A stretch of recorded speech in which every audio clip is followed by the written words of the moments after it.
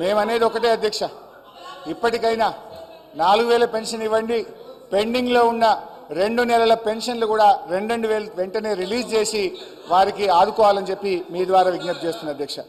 ఈ విషయంలో ఏం చెప్పాలని బాగా ఆలోచించాను అధ్యక్ష.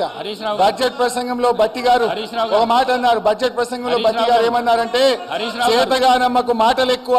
హరీష్ రావు గారు సీతక్క చాలా చెప్పట్లేదని చెప్తున్నారు కదా. వీళ్ళ ప్రభుత్వ హయాంలోనే జూలై నెలలో ఇవ్వాల్సినటువంటి పెన్షన్ 2020 జూలైలో ఇవ్వాల్సినటువంటి పెన్షన్ ఇవ్వకుండా ఆగస్టు నెలలో ఇచ్చిర్రు. అప్పటి నుంచి ఒక నెల లేట్ అవుతూ వస్తుంది. అది ఇప్పుడు మా మీద చెప్తున్నారు. ఆన్ రికార్డ్ నా దగ్గర ఉంది. అదే అధికారులు ఉన్నారు కదా, సవాల్ చేస్తున్నా. ఇంకొకటి సార్, చేయిత అని మాట్లాడుతున్నారు.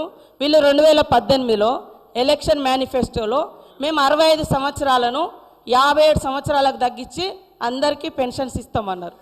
3.5 ఏళ్ల తర్వాత 57 సంవత్సరాలకు పెన్షన్ ఇచ్చారు.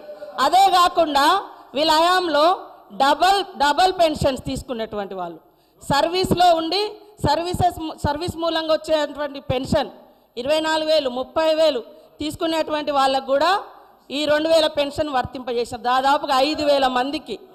అదే కాకుండా ఒక కార్పొరేషన్ చైర్మన్గా ఉంటూ కూడా చైర్మన్గా వచ్చే అలవెన్సులు తీసుకుంటూ ఈ 6,000 పెన్షన్స్ కూడా ఉన్నాయి. ఇవన్నీ నిరూపిస్తా.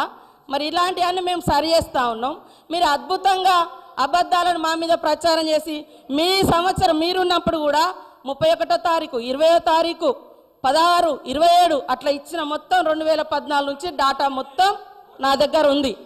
మీరు చెప్పటే కరెక్ట్ అని చెప్పి మిగతా వాళ్ళంతా తప్పు, మేము తప్ప ఈ దేశాన్ని పరిపాలించటం లేరు, అందరు తప్పులు అనేటువంటి విధంగా మాట్లాడడం సరైనది కాదు. నేను ఈ రికార్డు ఇస్తా, హరీష్ రావు గారు చూసుకోవాలని కోరుతా ఉన్నాను.